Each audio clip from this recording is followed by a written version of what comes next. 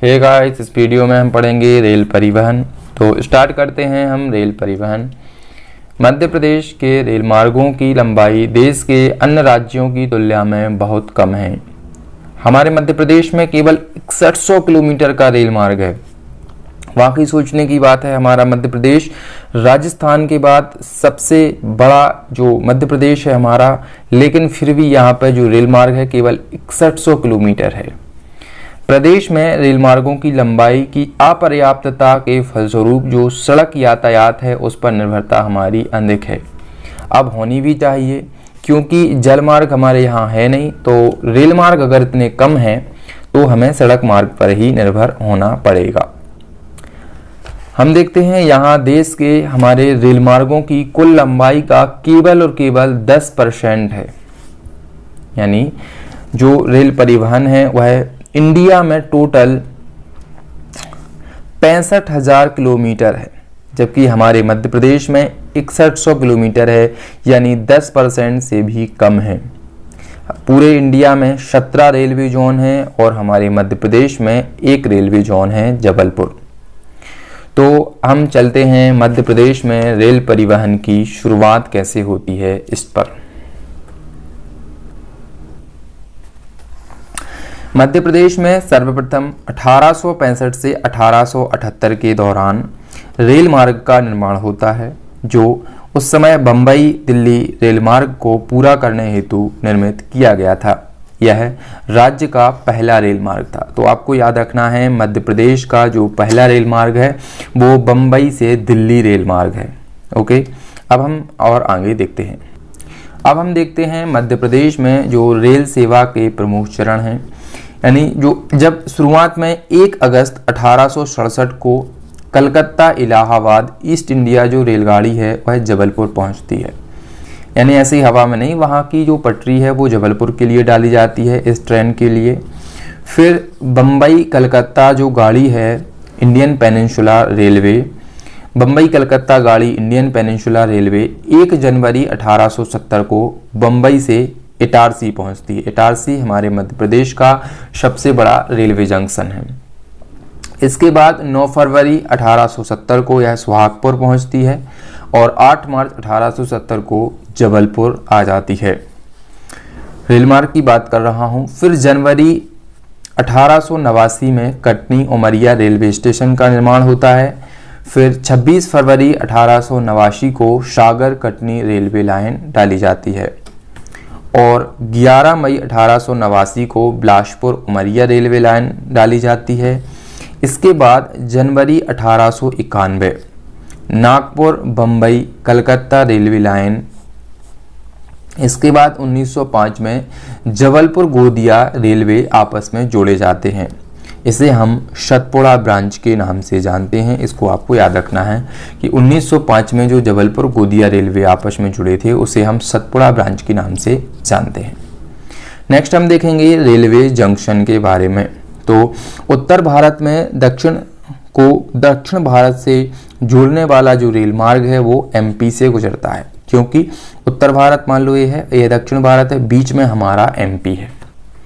राज्य में हम देखें तो भोपाल, बीना, ग्वालियर, इंदौर, इटारसी, जबलपुर, कटनी, रतलाम, उज्जैन प्रमुख रेलवे जंक्शन हैं। मैंने आपको बताया कि जो इटारसी है वह एमपी का सबसे बड़ा रेलवे जंक्शन है, ये आपको याद रखना है।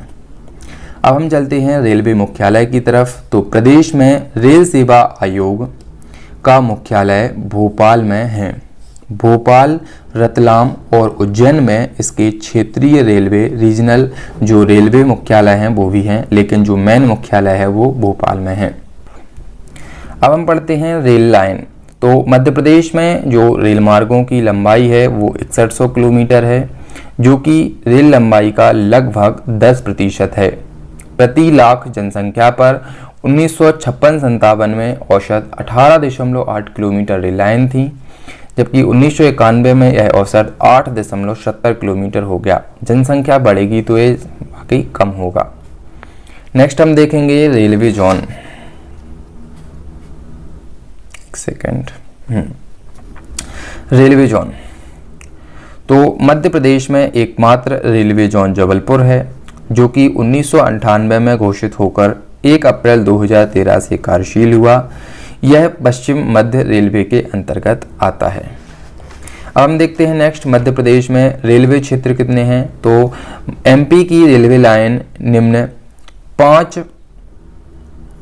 रेलवे क्षेत्र के अंतर्गत आती है। पहला है जिसमें मध्य रेलवे, इसके अंतर्गत मुंबई दिल्ली खंडवा हिंगाली रेल लाइन है। मध्य प्रदेश से इसके अंतर्गत पूर्वी निमाड़, जिसे हम खंडवा कहते हैं, होशंगाबाद हरदा आदि आते हैं।